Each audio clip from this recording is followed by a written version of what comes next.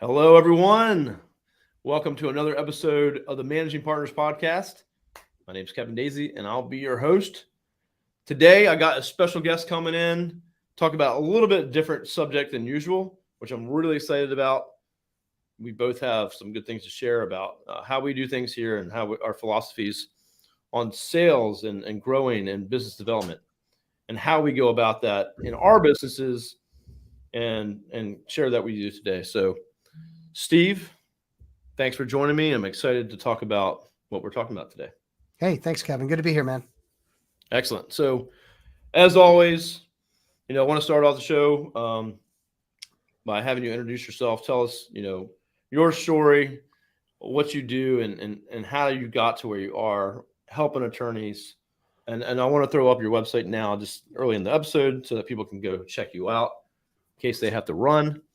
Below on your screen, it's fretzin.com. That's fretzin.com. If you're on audio, that's fretzin.com.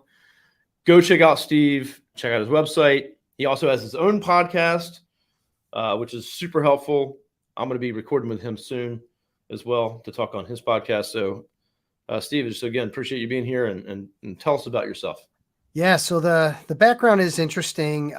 Has nothing to do with legal. I'm not a lawyer. My background is, essentially moving up the food chain of sales roles in my career, and I ended up in franchising, selling businesses all over the country.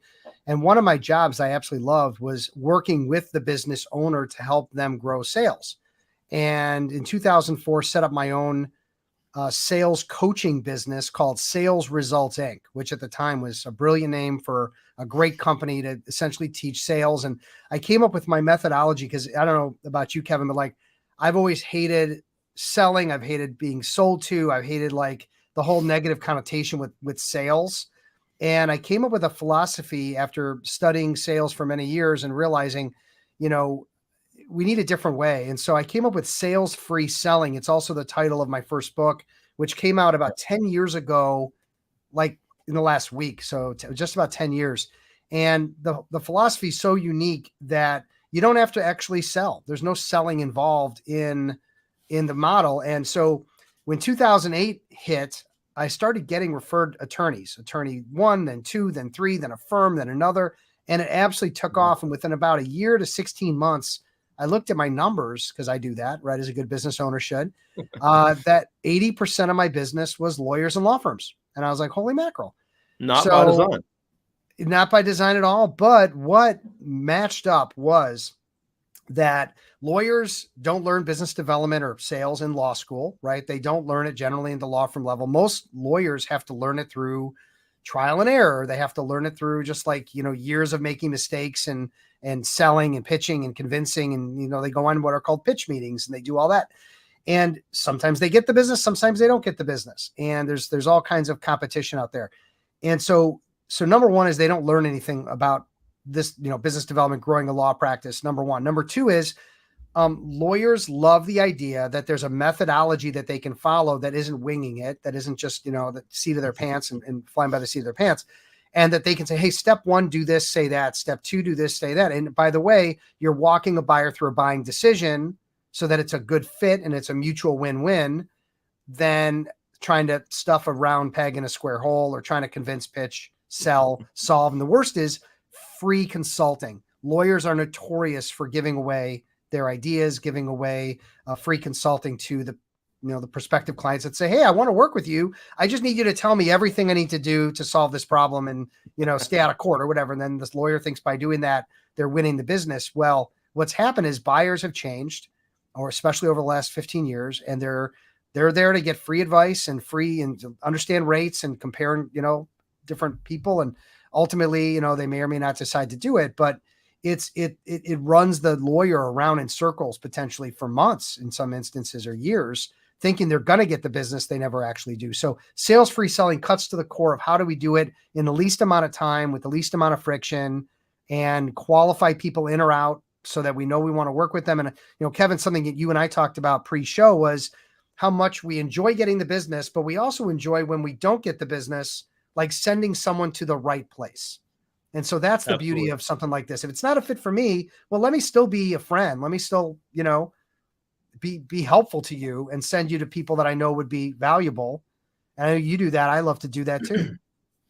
No, 100%. And we definitely see eye to eye on this subject and business development selling. And I'm sales for my firm, right? And so I don't have a full sales team. I used to. They're gone. Like I get rid of them basically, because controlling what kind of clients come in the door, and salespeople are just like, I got to sell, and it gets high pressure, and we got all these pitch decks and all this crap. I've been there, done that, and the way I do sales now is very similar to what Steve is talking about and suggesting. It's you're not going in it to be like, oh, I'm on a sale and I'm gonna either win this or not. It's I could have a sales meeting after this in 5 minutes with no preparation. I have a process, and so I have a sheet that I interview any prospect, and I welcome anyone to have one of these meetings with me because they're going to come out of it with a lot of information and a better understanding of where they are and where they need to go without me showing them metrics or showing them SEO stuff or their website. It doesn't matter. None of that matters at this point. So I ask a lot of detailed questions. I listen. I understand where they want to go. I don't assume.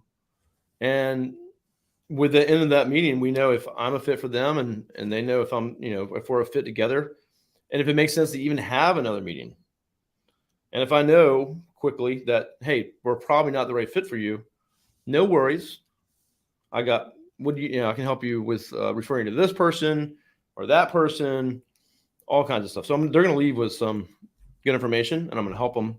And I keep a list of those people I trust handy so that I can refer them to those folks. So it's no sales pressure. It's no nothing. It's honestly, it's simple. It's very simple to do. Well, but for you and I that have been in the space and had to, we've learned how to run an effective sales meeting or business development meeting, whatever we want to call it. That took our time and took our efforts. It took us studying the world of sales, and most lawyers are so integrated in the world of law and learning the law and practicing the law. They don't take the time to realize, hey, there's something else I need to learn. And by learning something else like business development, time management, health and wellness, whatever it might be, I'm going to end up, being much more successful than just being a great lawyer. I think, it's like you could be a great doctor, but if no one's going to you, then you're not a great doctor because no one's doing surgery with you. It has to be a combination today more than ever, especially for, managing partners that want to grow their law firms and be able to feed their people. Lawyers that are partnered that want to make equity, lawyers that are equity that want to move laterally because their firm just got bought or something's going on where they're not being supported with the current firm's platform, whatever it might be. Having a book of business, getting to that $1 million, $2 million, $3 million, $4 million book, that's not on the minds of 90% of the lawyers that are out there, and it should be, because ultimately that's where the freedom and control comes in. That's where decisions can be made, where your input is taken seriously. And there's a lot of attorneys that come to me, unfortunately, Kevin, that are, in their 50s and sometimes even early 60s. And they're like, hey, all this work dried up. This happened, that happened. They've got all these different things that are going on.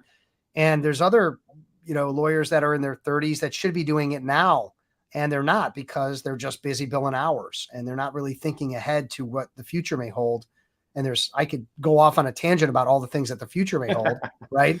I mean, but it's, and again, I know it's not what they signed up for, right? Like if I could have 100 lawyers in a room and say, hey, how many of you went into, becoming a lawyer so you could go out and sell legal services, right? I mean, not a hand would go up. And now they're being told, hey, this is kind of where the action is. And it's actually been around a long time. It's just not talked about very often or enough. No, 100%. And so in just a second, let's get into talking to them about what they can do and some of the things they can take action on and a process. One of the things you were saying, so also I've talked to some attorneys that maybe weren't a right fit for the show, or I've interacted with in some of the big firms. Like the firm gets leads and referrals, and it ends up to that attorney. And so in some of these firms' cases, they're not building their own network. They're not even having to. And so they go through just billing hours, and they're doing what the firm brings in, and then they leave or they want to go somewhere else. Then they don't have anything to take with them. They didn't go build a network. They didn't go, schmooze people or build those relationships or join boards and get active in the community. So like that, they have nothing to really take to the next place, or they can't go off on their own. They have to like start from scratch. So I've definitely heard some of those stories, which, less frequent, but yeah. I'm like, wow, like they didn't take any time to build up their network or nothing. Kevin, I have one attorney that told me he's working with me now, and he's in my sales free selling program. And he told me, he says, I didn't even keep a database of the people that I've interacted with, because I just figured if I needed them, I'd find them on the internet. So he doesn't even have like names and emails and people. I was like, oh my God. So we're really starting at square one. But it gets to the point where lawyers are going to find out either, the easy way or the hard way, that business development and marketing and personal branding are, the keys to success in maybe not today, but in 5 years, 10 years, 15 years, it's absolutely going to, for some it is today, because there are lawyers that want to move to a different firm. And I'm friends with, 20 legal recruiters. And if they don't have a book of business, the likelihood that they're going to get a job or get the right firm or the right job is, I don't want to say slim to none, but it's very close to that. Well, definitely, they're not going to enter in with like demanding what they want to get paid. They're going to be.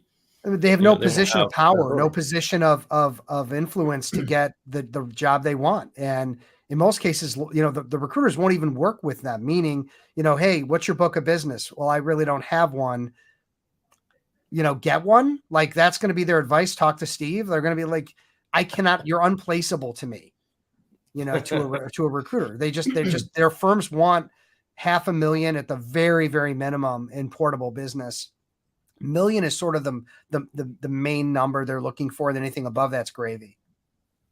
Awesome. Yeah, that's a good point. So what, and I think another thing too is like, even if I talk to owners all the time, like, yeah, I'm just busy, or they can't meet with me, or like they're kind of tied to their desk, they have a couple of staff and they're running their own firm, and it's they kind of go through like phases of, oh, I need marketing, or I need this. And then they go, well, actually I'm busy, so I don't need it. Okay. Oh, I'm busy, and they're just like, where do you want to be in a year, 2 years, 3 years, 5 years from now? Like, you got to do something now. And so if you're not good at business development sales, you got to get started. You're not going to be awesome overnight. You have to have a process to follow, systems to follow.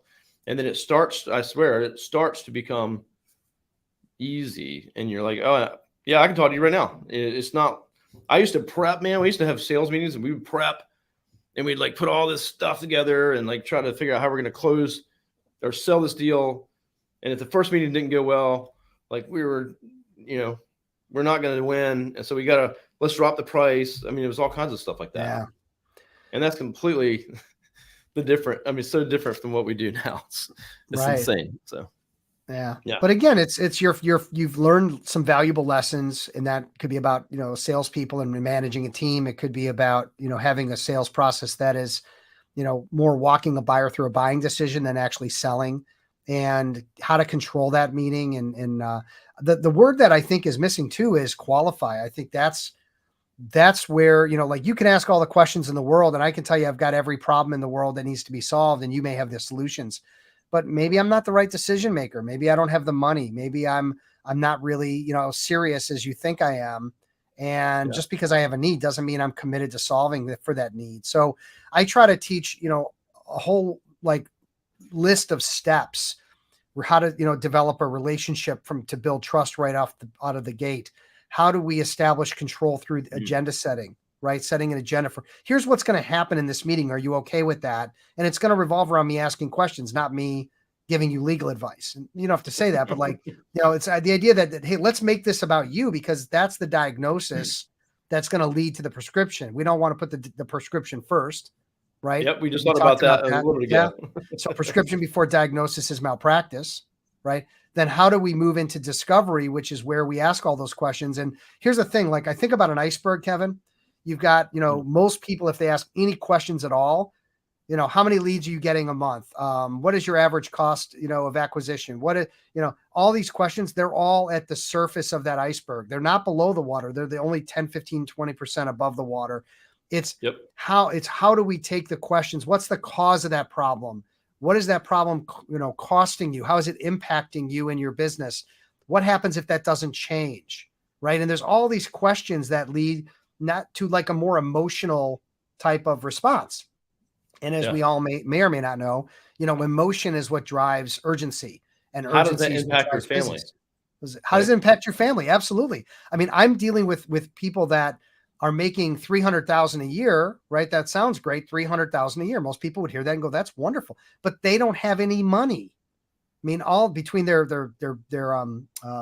law school bills and their mortgage and the 3 kids and everything they've got going on. A high expensive area. I mean, people that make 300, guess what? They're paying 300 to live, when they make 300. So you don't really know. So what we have to do is we not only have to qualify that there's urgency to change, but we also need to understand, am I dealing with the right person that's going to ultimately make this decision, right? Because people are layering up with decision makers. Oh, the CEO isn't, you think the CEO is the decision maker. CEO, could be under the board. CEO could be moved around by the CFO who's protecting the CEO from making another bad investment. I mean, there's all kinds of situations there. What's their financial capacity to pay? I mean, I had a client I started with 6 months ago, and I knew that he was in a startup situation. And I go, hey man, how are you gonna like pay for this? Because you're just starting out. I know you've got bills to pay. I don't want to take food out of your kids' mouths. Like, you need to convince me that this is going to work and that you're going to be able to afford what I'm providing for you. And he had to like really work through, like, he's going to get money from his dad. He's going to do this. Like, he had a whole plan of how he was going to put it together. But I needed to hear that, because otherwise any other salesperson would do, right? Yeah. Most people just assume they have the money.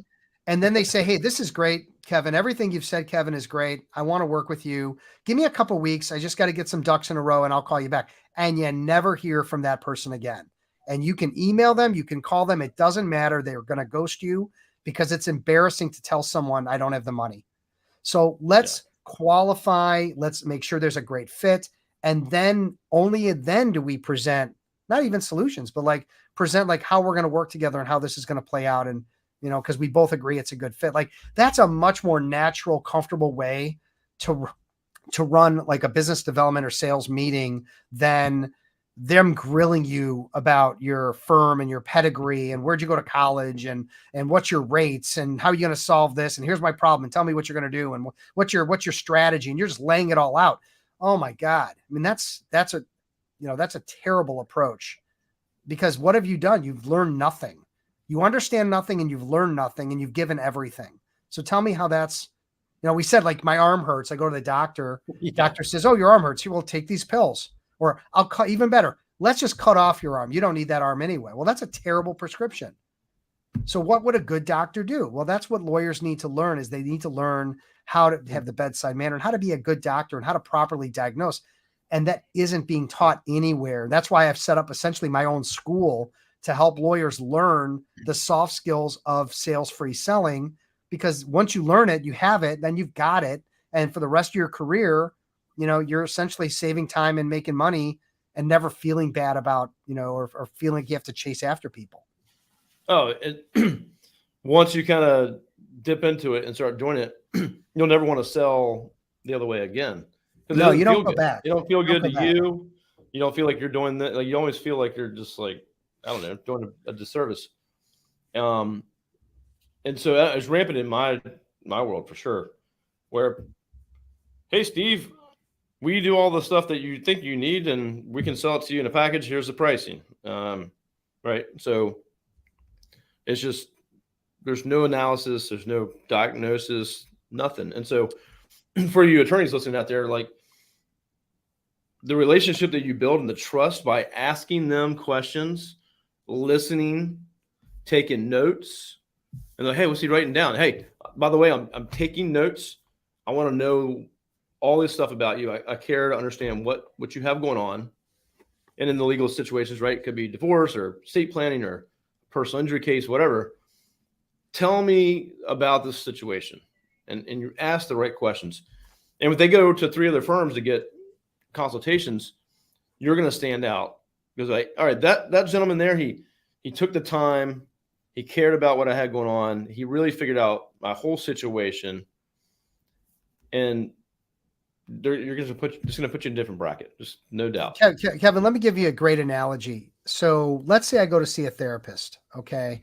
And I go to see this therapist and I sit down in her office and she says, look, I'm a Harvard, PhD, these are all my degrees. Here's all my, letters after my name. And here's why I'm such a grin. Just selling to me why she's the therapist that I should work with. All these awards.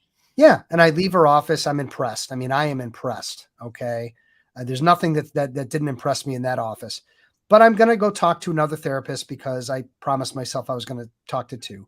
The second one I go to says, hey, Steve, grab a seat. Nice to meet you. I think I know, you're friends with your sister and she says great things about you. You got this cool business. Okay, cool. And so tell me, why'd you come to see me? All right. So starts asking me questions. My dad's been kind of on my case and, I've always had daddy issues and I'm just kind of like trying to figure out like what to do. Well, okay. Tell me more about that. What's been going on? All right. So 50 minutes later, the tissue box is in my lap. I'm bawling my eyes out. My father never loved me, whatever it might be. Okay. I'm goofing a little bit here. And at the end of that, I feel like a weight's been lifted because I was able to share and connect with someone to tell them what's really going on in my world and how it's been impacting me. And then I say at the end of that 50 minutes, because that's all you get, is I feel so much better, Kevin, for sharing this with you. And I can't thank you enough. And you know what? Next week I'm going to go find someone else to talk to. I'm going to start all over. I mean, nobody would do that. When you find that connection, that understanding, that therapist connection with somebody, you hold. My sister's a therapist, by the way. People hold on to her like grim death. I mean, she does not lose clients. They stay with her forever. Okay. And some of them, she's a terrible business person, by the way. So she forgets to like raise rates. So like she's charging like well over 200 an hour. Okay. And she still has some people that are well under 100 an hour because she's just like, well, they started with me 10 years ago. I'm like, oh my God, it's insane. The point. So it's not so much about, your pedigree, and nobody even asks if you went to Harvard anymore. They don't care. Okay. People want to know that you care about them and that you understand. They want to feel understood. That doesn't happen through selling, pitching, and convincing. So that therapy example, I think, works really well in the analogy of sales-free selling and what we're trying to train lawyers to do or not do. Or not to, yeah. And it took me, I ran my own business since 2006. So it's not like I was not used to selling. Like I had to sell every day. I had to go get new business and all that stuff. And it's only the last few years that I've really done things this way. Completely threw out the pitch deck. There's a book too. I used to have a pitch binder. That was how I sold franchises, was a pitch binder. Let me tell you about the company. This is how great we are. This is where we are in the franchise 500. And it like went on and on and on. It's not the way to go today. Oh, it's insane. So I was going to say, no, it's just not. And so it took me many years, though, to get to the point where I'm at. And there's actually another good book out there called Win Without Pitching, which is, right in line with what you're saying. But it's just so wrong to do. And once you kind of flip to this model, and mine's not the same as yours, of course, but we have very similar kind of process, I believe. I'm excited to learn more about yours exactly and how I can improve. And maybe I can show you some things. I don't know, but it's such a better way to do it. And once you do it, you won't go back. Yeah. And so I'm not, it's not a pitch for, people to come to me to learn this, although they certainly could. I would say become a student of the game. You're mentioning books. I've got books. There's podcasts like Be That Lawyer, which is my podcast where I'm interviewing. I'm friends with most of the coaches, the top coaches around the country, and I leverage them for content because they're smart people. They've figured out, they've got their own angles and ways of doing it. I don't care how someone learns it. I'm just saying that they need to start taking it very seriously, that this is the next evolution. When I mentioned I wasn't going to say this, but why should lawyers start to get more? Well, you've got, AI, You've got non-lawyer owned law firms, right, that are starting to happen in Yeah, certain states. that's starting That's to not happen a lot going more. away. That's going to explode. You've got increased competition, more people that are, that are your pedigree that are going out on their own, right? So now they can be more competitive with their rates. You're still at $850 an hour. Now they're the same exact lawyer as you, but they're at, $550, and they can do that all day because their overhead's nothing. I mean, the list goes on and on of where this is all headed. So it's just about, books, podcasts, videos, social media, whatever it is, any way you can learn and start taking stock of the fact that it's an important part of the legal world now. Yeah, 100%. You got to stand out. Like you have to, again, if you're within a firm, you want to move up, then you have to bring something to the table. What are you bringing? Are you increasing your book, right? You're bringing in new sales. If you want to go on your own, well, you certainly need to understand this stuff and be able to do it and teach others below you how to do it. Obviously, you can reach out to Steve, reach out to me. I'll connect you with Steve or whoever. We're all here to help. And of course, if you want more marketing, like that's what we do, and you can't close and you don't know how to sell, then that's not a good mix. Like the firm needs to, or you need to be able to, close the deals at a good rate and bring in the right clients at the same time. And the kind of what we're talking about allows you to do both of those things. Keep the clients that you don't want out and bring the ones that you do in, and they come in with the right expectation and mindset, and they're going to be a great client at the same time because of the trust you built and the time you spent. If I can sign a client that wants to just sign today. I've had clients like, "Hey, Kevin, this is what I want. I want to sign today." Like, okay, whoa, slow down. I don't even know if we want to work with you yet. So it's like anti-sales. You just kind of said that a minute ago. Like, can you afford me, or can you really afford me? Like, that's the worst thing a salesperson would ever think to say. Like, no, don't say that. Just have them sign. So yeah, but I got to think, be able to. but I think we get into trouble, right? It's usually the psychopath client that just wants to sign real fast before you realize and the ether wears off that you shouldn't be working with them. So I think the word of the day for business development is fit. Our job is to qualify that our clients are a fit and that they're going to work within our system. They're going to work well with us. They're not going to disrupt and be rude and start insulting my team, whatever it might be. And they have the money to pay us. There's all these qualifiers. And are we a good fit for them? Again, it has to be a two-way street. And that's not the sales of old. I mean, I had some of the roughest sales managers, Kevin, you could ever imagine. I mean, get the check and run, like get it in the bank, like don't look back, right? Like don't take no for an answer. I used to work for the Yellow Pages back in the 90s. Even for those under 35 years old, Yellow Pages is how we used to find lawyers. Okay. Just saying. And the rule was still listening there and still pay for it. There you go. I mean, I had to hear no 6 times before I could like hang up. Like they had rules about like taking no for an answer. It was not an option, right? Because this is hardcore sales. Today, if you tried that, man, oh my God, you'd have the worst Yelp reviews, or people would be writing about you on every social media and destroying your business. So I think we need to find, there needs to be a way of dealing with growing business where we can all feel good about, and that we can all feel it's a noble like the law, noble in solving people's problems. That's really how it should feel. And 100%. I think all this, it builds on itself. So imagine if I said, "Hey, Steve, I got the right product for you. Limited time only. I can sign you today. If you sign right now, we'll cut your price down by this much and blah, blah, blah. Sign here, blah, blah." Versus the other way. We might take a few different meetings, take some time. I really figure you out. Man, I really like this guy. He really is dug deep in my business. He's the only one that's taken the time to ask real questions about me. I had to wait a couple of days. We had to meet a couple of times, but I feel truly good about the fit, and I'm excited now to move forward. What does that do for your referrals and other relationships? That person that you just signed goes and talks about you. Oh, these guys are different. You gotta talk to them. Like, if your marketing has failed in the past, they're going to figure out why, how, and maybe they'd be a good fit for you too. So it doesn't just change, that prospect you're talking to. It changed, they're going to be out there talking about you. They're going to have the best experience possible. So it just builds on itself completely. It does. It does. Yeah. I mean, if you think about it, the idea that you're starting your branding and you're starting the way people feel about you from the first, the time they see your website to the time they speak with you, the sign with you, the work you're doing together.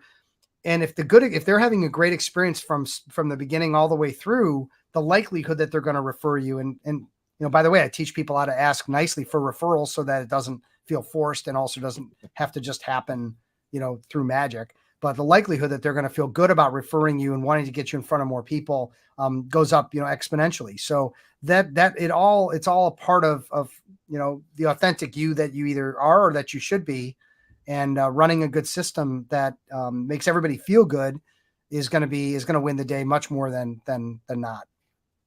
100%. I think one thing you said there too is, for everyone listening, is there is a system, there's a process. So you don't just remember to ask for a referral.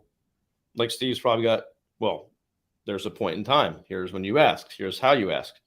Don't just rely on, well, I'll just be a good lawyer and magically people will just refer me. But when you know you have that good relationship, you signed on the client, you help them out, they love you to death, you got a great relationship, and there's a time and a place to say, hey, is there anyone else that I could help that's like you? Yeah. Think about this. Think about this, Kevin. They will go out of their way to do it. Think about this. So I have people going through about an 8-month. So I run 2 different programs. I run a sales training and coaching for lawyers. Okay. Sales, free selling. Yep. And then I run some pure advisory groups. And for either of those, what I try to do is not only make sure they're getting results and that they're happy and things are going in the positive direction, I also try to make 3 to 5 introductions for them or something of value for them along the way. So I'm basically, and I do that, just naturally now at this point, but think about it. Then when it gets into 4 or 5 months, they're in with me and they're just ecstatic. They're locking up more business in less time. They're just super happy. How hard is it for me to ask them to say, hey, are there other lawyers I should be talking to? I've been through your LinkedIn. Can we talk through a few names? And they go, of course, 100%. I would introduce you to anybody. Well, think about if you didn't do those things, right? Then it's going to be a much more challenging ask and a much more, sort of unreasonable ask. And it's maybe why some lawyers aren't going to ask, they just don't feel right about it. So I think there's a proper way to do things that's going to get you long-term and better results than others. Again, all learned skills. None of this is, it's like, I wasn't like pushed out of the womb and started, hey, here's how you get an introduction from a client, right? My mom would be like, who is this weird child? Right. So, I did the wrong way for a long time. And again, this is, now I see the light, and it's only been in the last couple of years and I'm still working on it. But one of the, to add to that too, is, if you just bring on clients, however you can get them in the door, and you're not maybe doing a great job and they weren't the right fit, so they're not having the best experience, and you never really set the expectations, you didn't qualify, and then you don't even want to ask them for a referral. Oh yeah, we can't ask him for a referral. He'll probably give us a bad review on Google. So like, you don't want to have a client base like that.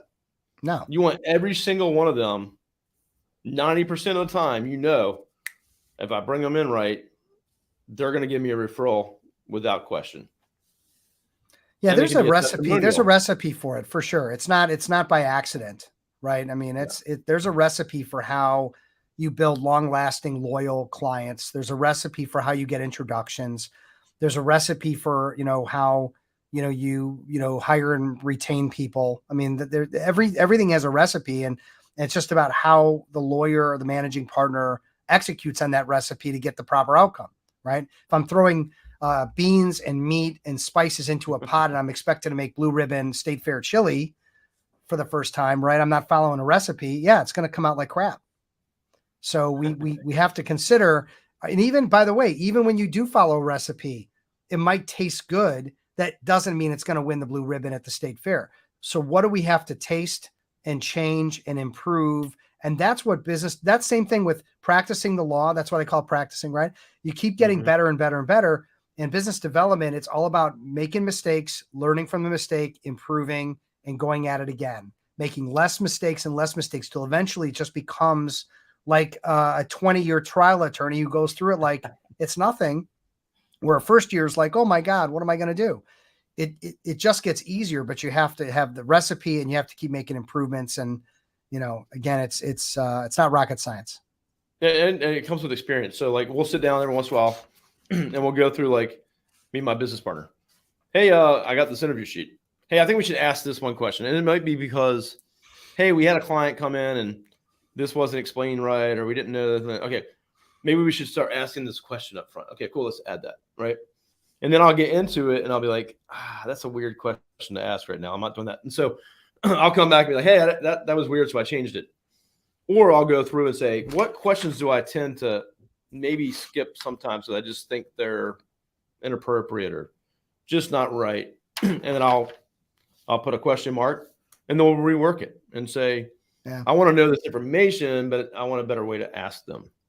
And so I've improved this thing probably 20 times, And so, hey, Kevin, you want to make it 21? I'm going to give you a question. Okay, let's go. Are you ready for it? All right. This is I'm going to call it the question because it is far and away the best question that could be asked in any client intake interview, someone that's, dealing with a prospective client. So you've asked a lot of your background questions. You understand their business, understand what they're looking to do. You get all that, background stuff down. And it gets to a point where you say, all right, so let's say it's around business development for a lawyer.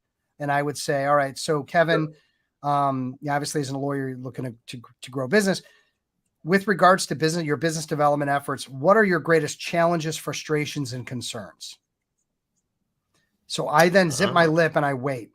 And what I'm looking for is I'm looking for you to say, I'm not networking effectively. I'm struggling with how to spend my time. I'm meeting with lots of prospects. I'm not locking them up.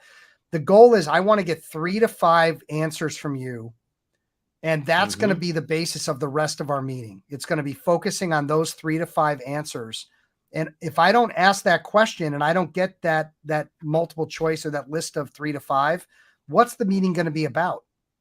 If I run out of things to ask you, then you're going to turn around and say, hey, Steve, tell me about you. I don't want you to turn around and say, tell me about you. I want the entire engagement to be about the perspective. So let's put it in a lawyer's world. So let's say I'm a labor and employment attorney. You're a general counsel of a 50 person, company. I'm meeting with you and I say, all right, we've had our time together. And I say, hey, Kevin, so I appreciate you giving me some background, so as it relates to, your people and the employment law and all that, what are the top 2 or 3, 4 challenges, frustrations, concerns that you're having? And then you would respond and say, well, we've got these lawsuits that are coming in. We've got people that are feeling discriminated against. We've got, all right, whatever. You get 3 to 5 of those on the table. You're going to have an incredibly robust conversation because there's a lot of meat on the bone. There's a lot of potential pain and fear and angst in those answers. Okay. And what if you say, no, everything's great. Nothing's wrong. You poke it and there's just nothing. Then why are we meeting? Help me understand. Why are we here today? Well, someone said you're a nice person. I should meet you. Okay. Well, then we can have that kind of relationship meeting, but it isn't a prospect meeting at that point. So that's the goal, is to try to get someone to give you what's really going on. I mean, that's what we're ultimately looking for, is honesty. And we're looking for that information. That's going to then drive the deeper questions that you and I know, right? Why is this happening? Tell me more about it. How is this impacting you and your family? What happens if this doesn't change? There's a lot of much deeper questions that are going to relate to driving emotion and driving urgency to change. Right? In your world, just as an example, if you're finding out from me that I've spent, $5,000 a month for the last 10 years, I'm getting almost no leads. I'm getting no reporting. I'm getting no feedback. I'm only doing this because this is what I was told I have to do. I mean, you could pick at that for probably 45 minutes and get me, into tears, like I was with that fake therapist, story earlier. because I've just I blown could for sure. right? Because it's not just the money I've spent, right? It's the opportunity cost of all the leads I should have had that I didn't because I have a crap agency working for me that's just taking my money and not giving me any kind of improvements to get to the next level. So there's just that's a skill, that's a learned skill again, but that's at the heart of how lawyers are going to convert someone to say, hey, I've been with this other law firm for 10 years, but I'm going to leave them and come on with you and you're more money. But I'm going to do it because I'm now trust and believe that you're going to be a better fit for me to get me to the next level, or that you're going to work great with my, it helps solve legal problems for my company. No, 100% spot on. And actually, one of the questions on my sheet right here, after I figure out like the revenue, their goals, and what their average client's worth, so I can kind of tie a number to it. So say they said, yeah, I'm spending $5,000 a month and I'm not getting leads. Okay, well, you just said each deal is worth $20,000 to you. All right, so already they're like, oh man, I guess in your goals, yeah, they're here, feeling it. They're feeling it. Yeah, and so I can say, well, so you're trying to get to, you're at 1.5, you're trying to be at 2 by the end of the year. That's 6 months from now. How are you tracking? Are you not on track? Okay, what are 3 to 5 things holding you back or challenges that you're faced with that's stopping you from getting there? Yeah, and so that's great. That's the exact question on my sheet. Yeah, and then I'll listen. Good one. And I just listen to them, and it can be all kinds of stuff. Well, we can't find attorneys. There's some things I might not be able to help them with, but that's the thing. I go outside of marketing, and I learn all about their business. Like hiring's a problem. They can't find good attorneys. Okay, that's a problem I can't help them with, but maybe better marketing, maybe a better website, maybe things could help in that area. But I'm there to figure out how I can help them. And if there's nothing I can help them with, we can shut down the meeting early and say, hey, you know what? I think you'd be a great referral for Steve because you're not really at the place where I can help you. Yeah. And the struggle that lawyers are going to have with asking questions and trying to go through some form of a bloodletting exercise or discovery or whatever we want to call it is that they're so conditioned to solve problems. Like I could get in a room full of 100 attorneys. Like on the fly, raise your hand. I know this. Raise your hand if you're a problem solver. 100 hands would go up like immediately. That's their favorite thing to do. And it's like, so when we get into a business meeting like this, they're going to tell you, all right, we have a lawsuit and it's ripping us apart. And then the lawyer is going to want to solve, well, here's what we want to do about that lawsuit. Here's how we want to handle it. They're going to want to get in there and dig in and put their claws into the meat, and they're going to want to sink it in. And I'm training lawyers almost like breaking a horse. We have to stop solving problems and giving free advice. And that's one of the hardest things for lawyers to understand, that it actually is hurting their chances of getting the business. They think it's helping them. It's not. What we want to do is we want to get the problems. We want to take them as deep as they can go. So they feel totally understood. And then after we've qualified that this is really a good fit, then we can start to talk about maybe trying to solve for the pain or solving for the problems. But they're doing it so early in the meeting that as soon as they start doing that, then the prospect keeps asking more questions and more questions. Now the meeting's turned to it being about me, the lawyer, for example, instead of it being about the prospective client. And that's where things go off the rails. So I'm really training lawyers in some way to ask questions, listen, empathy, and then ask more questions, like stay in that mindset. And it isn't that you can't share the answers. It's more about when, not if. You're going to share answers, but it's not going to happen in the beginning or the middle of the meeting. It's going to happen at the end, just like at the end of a doctor's meeting. We're going full circle now, Kevin. That's when the prescription would happen, at the end of the doctor visit, not in the middle. Let's get it right before you leave, right? A doctor. That's when they write you the script and they hand it to you and they go, all right, go and get this pill, or surgery, right? It's coming. And that's the last thing they tell you. And you go, oh my God. So that's just a few of the things that I'm working with lawyers on, but so critical to their success. And by the way, not wasting time. I mean, that's the other thing, is time is limited. And when you don't have a good process, you just waste a tremendous amount of time chasing the wrong people, bringing in the wrong clients, getting nickeled and dime, and not really being happy with who you're working with. 100%. And then so to that point, I moved some of my questions up a little further because I might not spend as much time with them, and I know they're not a fit based on a couple of questions. And so I don't want to waste their time. I don't want to waste my time.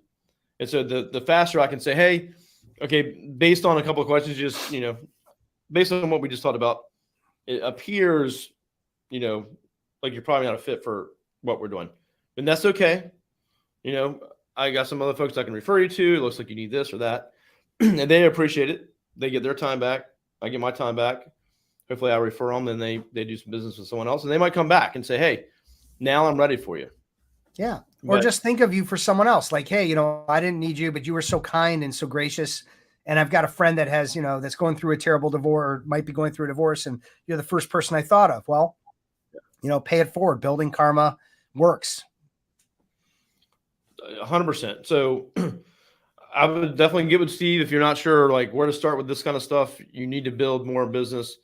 You're trying those old techniques, or you just hate or no techniques, Kevin, right? There's no technique. It's just whatever they've always done. Yeah, exactly. Whatever you came up with. Or maybe you had someone that said, here's how I do it. And they told you that 20 years ago.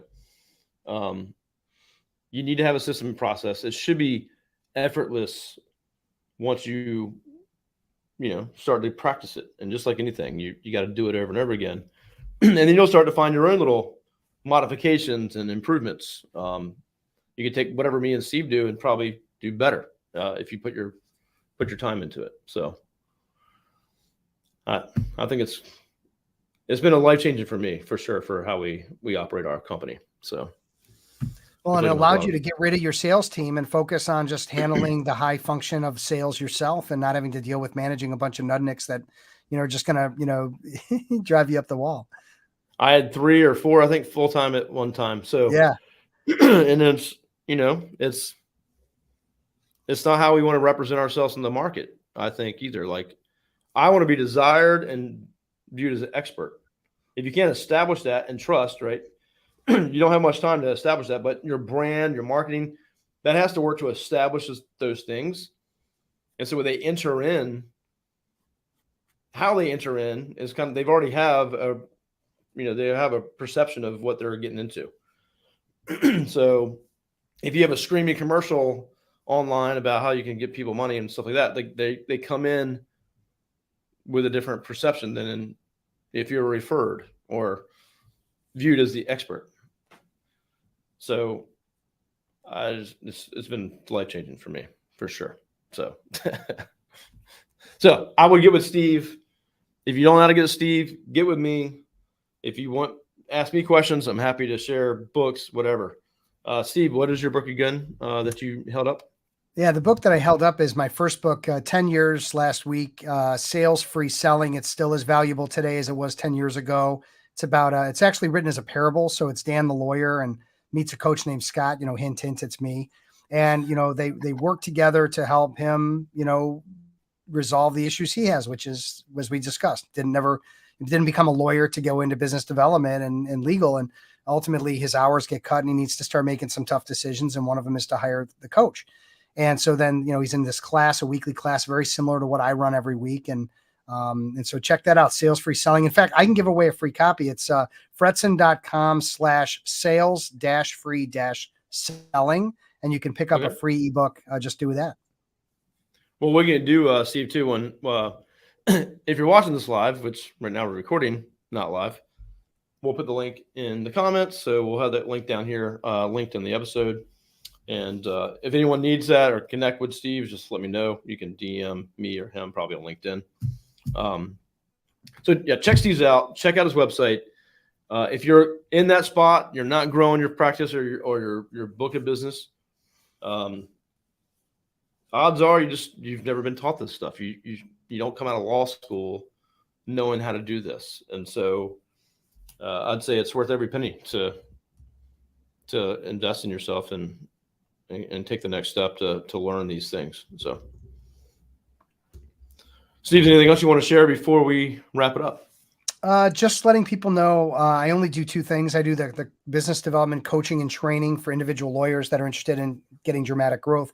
I also currently run 4 peer advisory roundtables for leaders, so law firm leaders and managing partners and equity partners and folks that are doing well with their business development, their marketing, but they want to keep their foot on the pedal. They want to be in a small group, confidential environment to talk shop and solve problems and share best practices. I bring in amazing top level guest speakers into these groups. And if they're interested in either of those, again, just go to fretzin.com and check it out, and happy to, talk with anybody that's interested in either of those programs. Excellent. I'll add to that by saying peer groups, masterminds, whatever you want to call them, especially if they're others in your same field industry, priceless. Just being able to have those conversations. I know for me, we've been part of many groups. Entrepreneurs Organization is a great group out there. But as a business owner, or in this case, attorney, and maybe also a business owner, who do you talk to? Do you go home and talk to your wife about it, or your spouse about it? Or most of the times they can't really see or relate to that. So it's having that outlet to say, hey, I'm having this problem, or I can't close this deal, or my process here has got a hole in it, or whatever it may be. It's just awesome to have that conversation with people that understand what you're going through, and hopefully you can help them. Maybe you've done something they haven't done.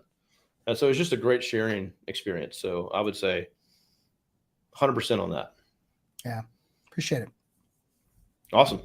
Well, cool, everyone. Thank you so much for tuning in to talk about business development sales. Honestly, it feels so simple to me because I've been doing it for a while. Get a process and system in place. Talk with Steve. If you don't want to go direct to Steve, talk to me. I'll connect you. And there's tons out there. So if you're so low, you want to start from scratch, there's stuff out there. There's some great books you can look at. But just look at your process now for business development if you have one. And you got to work to improve it. Where do you want to be in the next couple of years? It's going to make a big difference. So, Steve, thanks so much for sharing what you know. Kevin. Awesome, man. And all about you. Go check Steve out. If you got any comments or questions, put those down in the comments. Me or Steve will get back to you on those. And have a great day. Go out there and grow your book. We'll see you.